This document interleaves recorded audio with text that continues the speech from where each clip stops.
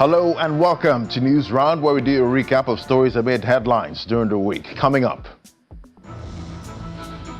after weeks of conflict over seating rearrangement, accusations of sexual harassment and counter-accusations, Senate suspends Senator Natasha Akpoti-Uduaghan for 6 months for violating Senate rules. The Lagos High Court adjourns all pending cases over the impeachment of Mudashiru Obasa as Speaker of the State Assembly on January 13th.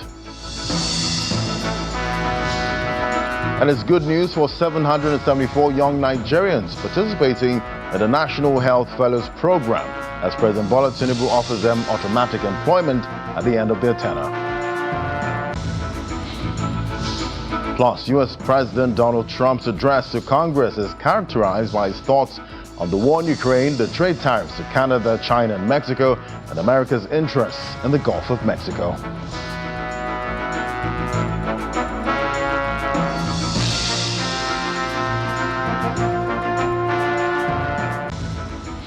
And that's News Round in View. Well, the Senate has suspended the senator representing Kogi Central, Senator Natasha Akpoti-Uduaghan, for 6 months, effective from Thursday, March 6, 2025. This follows the submission and consideration of a report by the Committee on Ethics, Privileges and Code of Conduct, which cited her total violation of the Senate rules.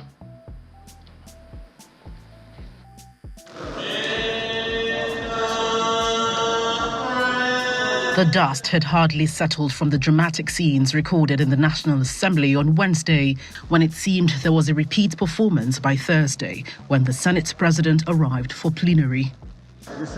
Once again, Senator Natasha Akpoti-Uduaghan refused to stand, defying Senate protocol for presiding officers. At the start of plenary, tensions rose slightly as the Senate Chief Whip called out the Kogi lawmaker for repeatedly violating the rules. I have to send one of the sergeant-at-arms to her that her conduct is in breach of this rule. So I am urging the indulgence of Senator Natasha to please observe our rules. Armed with another document, the Kogi lawmaker seeks permission to resubmit a petition alleging sexual harassment against the Senate president, which was dismissed on Wednesday for procedural irregularities. This time it is signed by her constituents. And the petition is against the president of the Nigerian Senate, Senator Godswill Akpabio, for sexual harassment, abuses of office, and malicious obstruction of legislative functions of distinguished Senator Natasha Akpoti-Uduaghan. So with your kind permission, may I please lay this petition? Is there any legal impediment? Please proceed to lay the petition.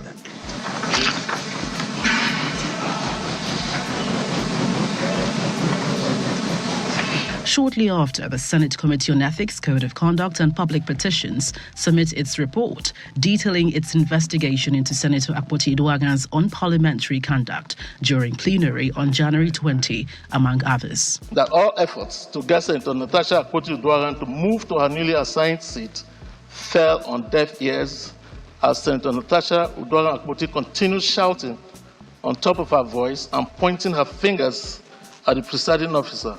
Recommendations contained in the no less than 6-page report read by the chairman include a 6-month suspension.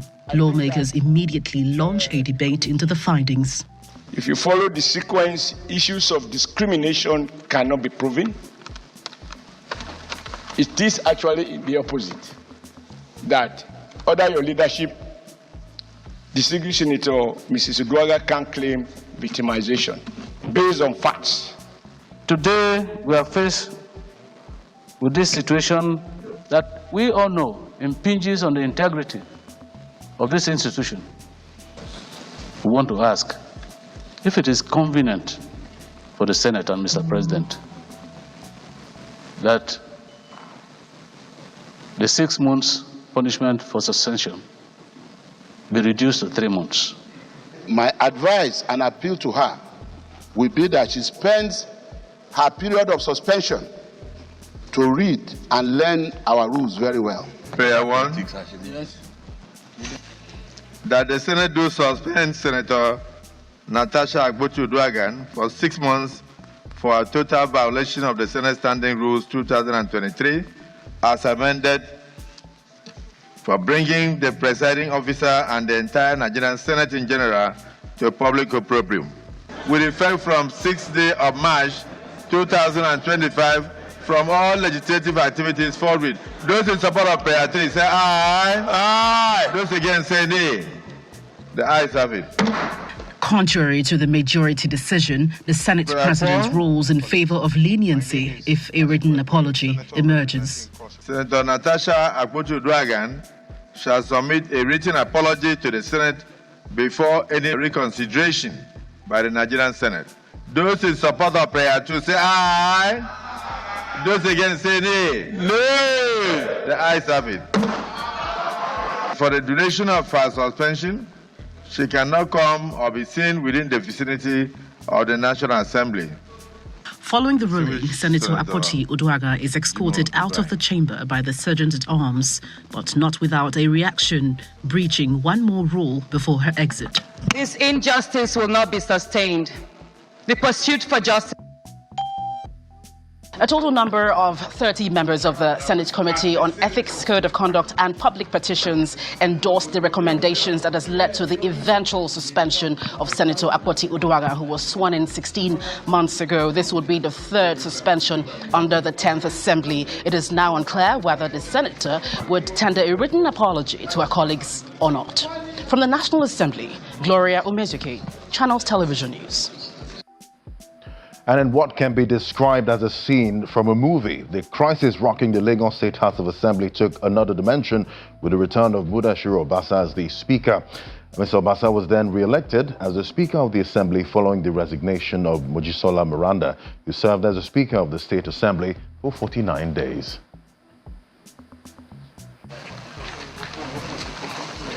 It's been a roller coaster of events at the Lagos State House of Assembly since January 13, when 36 lawmakers impeached Mudashiru Obasa and elected Mojisola Miranda as the first female Speaker of the Assembly.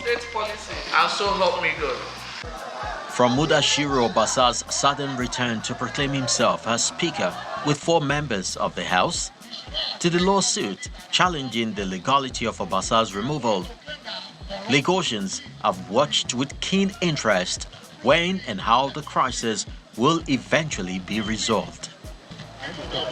The first sign that something was in the offing this Monday is the presence of security operatives around the Assembly complex. Shortly after a meeting between the two key figures in the crisis, the state chairman of the All Progressives Congress, the state attorney general, gets underway, lasting about 3 hours.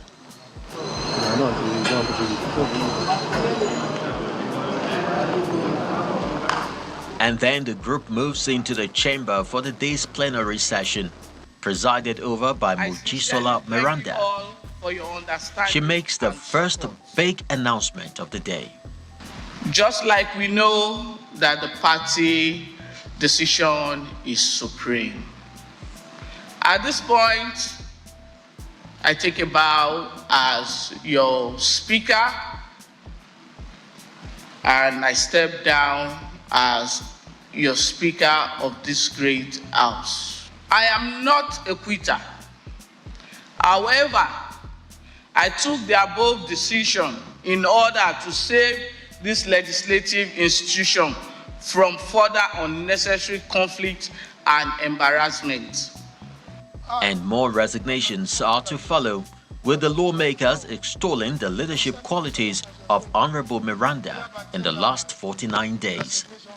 You are a hero of democracy. Or call it Hirohin, whichever way. You are a valiant. You are an achiever. You are a winner. There's one quality I see in you. It's called leadership awareness. You sense your environment. And that is something that is great, because only powerful leaders are able to foresee the unseen and sense the unknown. To nominate Right Honorable Dr. Mudashiru Obasa to take the chair as the Speaker of this prestigious Lagos State House of Assembly, I so nominate. In what looks like a well-written script, Mudashiru Obasa was nominated as the new Speaker of the House and immediately steps in to take his oath of office. Thank you.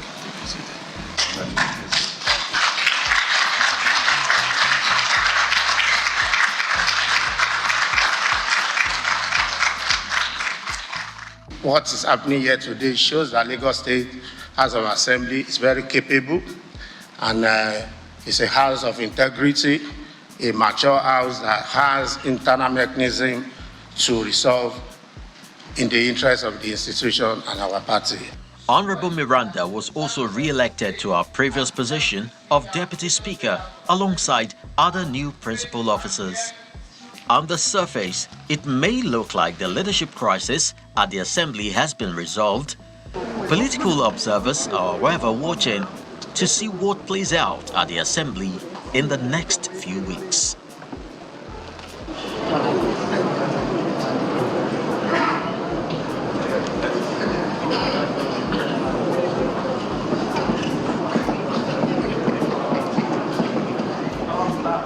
And now the dust over the leadership tussle at the Lagos State Legislature settled, but the matter isn't over just yet. The suit filed by Honorable Mudashiru Obasa to challenge his removal as Speaker of the Lagos House of Assembly continued today at the State High Court sitting in Ikeja. Justice Yetunde Pinero had adjourned till Monday, March 10th, to hear all new and pending applications in the matter. At the last sitting of the court on Friday, February 28, Justice Yetunde Pinero had ordered that all lawmakers be joined in the suit filed by Honorable Mudashiru Obasa to challenge his removal as Speaker of the Lagos State House of Assembly. The court then adjourned to hear all applications filed by parties in the suit. At the proceedings this Friday, Deputy Speaker Honorable Mojisola Miranda and some of the lawmakers were present in court. Their lawyers told Justice Pinero that with Honorable Obasa's reinstatement as Speaker, the suit had become spent. They said they had filed applications asking the courts to dismiss the suit on the grounds that he had become an academic exercise. There is also another application challenging the power of the court to look into the inner workings of the Legislative Assembly. While these applications are pending, new lawyers have joined the suit. Senior Advocate of Nigeria Olushola Idowu and Mr. Abangan Pandyong told the court that they have an application seeking to replace Mr. Falana as counsel to the lawmakers. Another senior advocate who's just joined the suit, Clement Onwewuno, is representing the majority leader of the House and 3 other lawmakers loyal to Speaker Obasa. They also have an application challenging the procedure adopted by the majority in the removal of Honorable Obasa as the Speaker. Outside the courtroom, counsel to Speaker Obasa reiterates this point, insisting that his client was not given a fair hearing to respond to the allegations made against him. Because of the allegations contained in the notice of impeachment, allegations like fraud, high-handedness, and the rest of them. So we need to get that one sorted out. So that's why it is not academic. Lawyers acting on record for the lawmakers insist that the suit has become academic as proper procedure was adopted in its removal. As far as we are concerned, the case before the court is a challenge of the removal of Honorable Obasa. Since he has now been re-elected, that is the end of the... As far as we're concerned, we believe that the case has become academic. Obasa is hinging his suit based on the rules of the House of Assembly, but while his removal was based on the constitutional provision. And if you peg the two together, the Constitution supersedes the rules of the House of Assembly. So that is what our clients are relying on. With all the claims and counterclaims, Justice Pinheiro has asked all parties to file, serve, and settle all necessary processes to enable the court hear all these pending applications at the next adjourned date, Monday, March 10. Shola Shoyeli, Channels Television News. Welcome back. Well, you're still getting the top stories from this week, and we see President Bola Ahmed Tinubu has offered automatic employment to 774 young Nigerians who participated in the National Health Fellows Program after their one-year tenure. The president made this announcement during the launch of the National Health Fellows Program in Abuja, a key initiative under the President's Renewed Hope agenda to revitalize Nigeria's primary healthcare system. In a grand ceremony held at the banquet hall of the State House, President Bola Tinubu, flanked by the Coordinating Minister of Health and Social Welfare, Professor Ali Pate, and other top government officials, gathered for the launch of the National Health Fellows Program, a flagship initiative aimed at revitalizing Nigeria's primary healthcare system.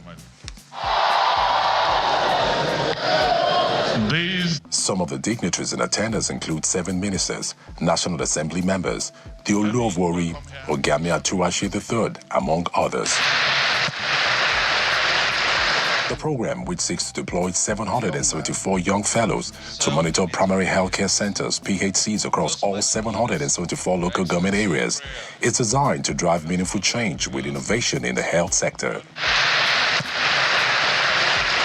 The hall is populated by health fellows, and the Coordinating Minister for Health and Social Welfare wishes that the beneficiaries will be given automatic employment. And this 774 National Health Fellows are key agents. They are the social accountability agents to ensure that we build further on the momentum to recreate, to renew the Nigerian health sector. May I plead on behalf of all of them, Your Excellency, that at the end of their fellowship program, if we encourage the federal government, federal civil service, and the state civil service to give them some priority consideration. The program is hailed as a game changer in primary health care across the 774 local government to revolutionize the delivery of quality healthcare services to grassroots communities. And what is happening here today is one aspect of His Excellency's Mr. President's preparation of young Nigerians for the world.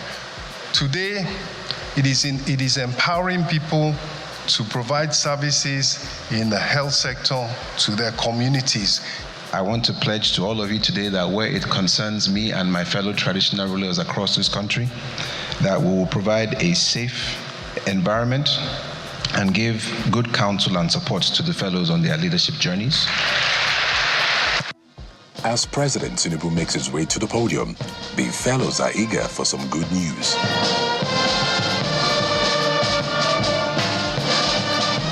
Before delivering the news, the president commenced the initiative.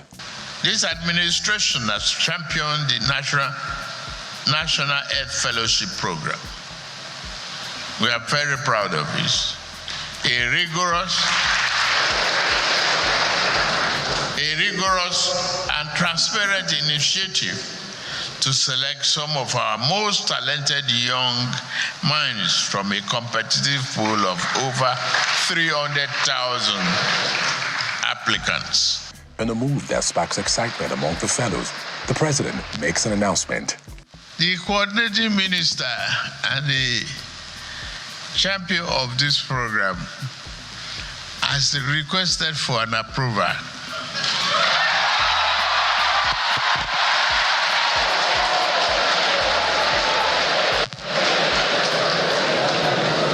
And luckily, the Minister of Finance coordinating economy is here also.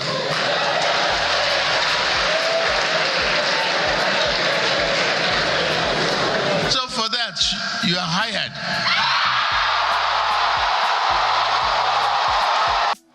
As the National Health Fellows Program takes off, expectations are high that it will mark a turning point in Nigeria's healthcare sector, leading to improved health outcomes.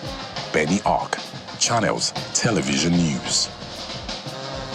And the Minister of Industry, Trade and Investment, Mrs. Jumoke Oduwole, says President Bola Tinubu's foreign trips have accumulated $50.8 billion in proposed investment. Mrs. Oduwole made the disclosure during a ministerial briefing in Abuja, also announced that the ministry has positioned Nigeria as a key player in the African Continental Free Trade Area Agreement. It's the turn of the Ministry of Industry, Trade and Investment in the third series of the federal government's ministerial briefings, organized by the Ministry of Information and National Orientation. Industry, Trade and Investment here. Permanent secretaries, heads of agencies, directors and members of the media gather as the Minister of Information speaks on the expected impact of the 2025 budget on the economy. It is a bold statement of intent, a roadmap for economic resilience, social stability, and national progress.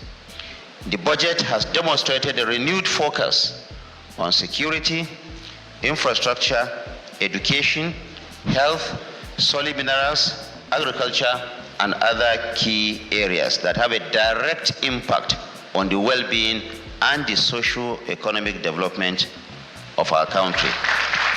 The Minister of Industry, Trade and Investment then takes the podium and highlights some key reforms of the ministry, as well as the investment inflows and policy advancements in the past year. The key outcomes of this engagement was the announcement of the establishment of the Industrial Revolution Work Group, an elite task force focused on re-engineering the Nigerian Industrial Revolution Plan for a modern, innovation-driven economy.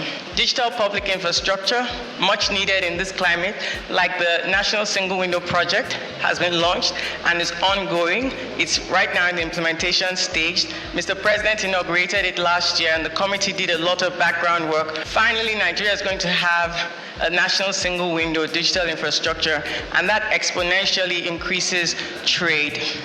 The briefing also touched on Nigeria's participation in the Africa Continental Free Trade Area Agreement and the effort to protect local manufacturers. From November, the AFCFTA Council of Ministers met, and immediately Nigeria registered its interest in Digital Trade Championship at that time at the 15th meeting of the AFCFTA Council of Ministers in Addis Ababa. Technically, the implementation and the review of our 5-year implementation led to Mr. President getting a commendation at Addis Ababa by the AFCFTA champion, and of course, we were awarded the Digital Trade Championship along with other. We're happy to lead and work with other countries. One of the things that government and the ministry is currently looking at and pursuing is on how to get our manufacturers to benefit from an appropriate, pricing of gas. I think that this is likely going to be the game changer, that our manufacturers and our industrialists are also able to purchase gas the same way that it's done, in mostly, some other sectors of our economy. The ministerial briefing is expected to continue in the coming days as the federal government aims to keep Nigerians informed on government activities and ensures citizens remain active participants in governance and development. From Abuja, Victoria Longjon, Channels Television News. And finally, on News Round, U.S. President Donald Trump made his first speech to Congress this week, declaring the American dream is unstoppable. In his presidential speech, said to have been the longest to lawmakers on record, President Trump outlined his vision for his second term as Republicans applauded a high-octane 6 weeks that have shaped domestic and foreign policy. Trump played down the potential economic fallout from a trade war he ignited this week, including 25% tariffs on Mexico and Canada and an additional 10% on Chinese imports, saying tariffs are about making America rich again and great again. Trump added that reciprocal tariffs tailored to U.S. trading partners would kick in on April the 2nd. Trump said he had received an important letter from Ukraine's leader earlier in the day, which appeared to match what Volodymyr Zelensky posted publicly on social media. Ukraine's president has said he was now ready to work under Trump's strong leadership to end the war and come to the negotiating table as soon as possible to bring lasting peace closer.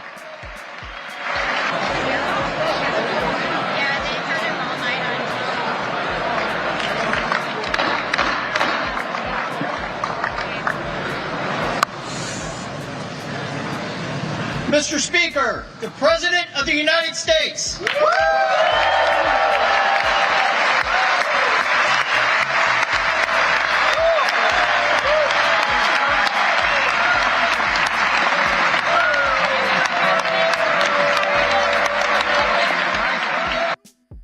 I received an important letter from President Zelensky of Ukraine.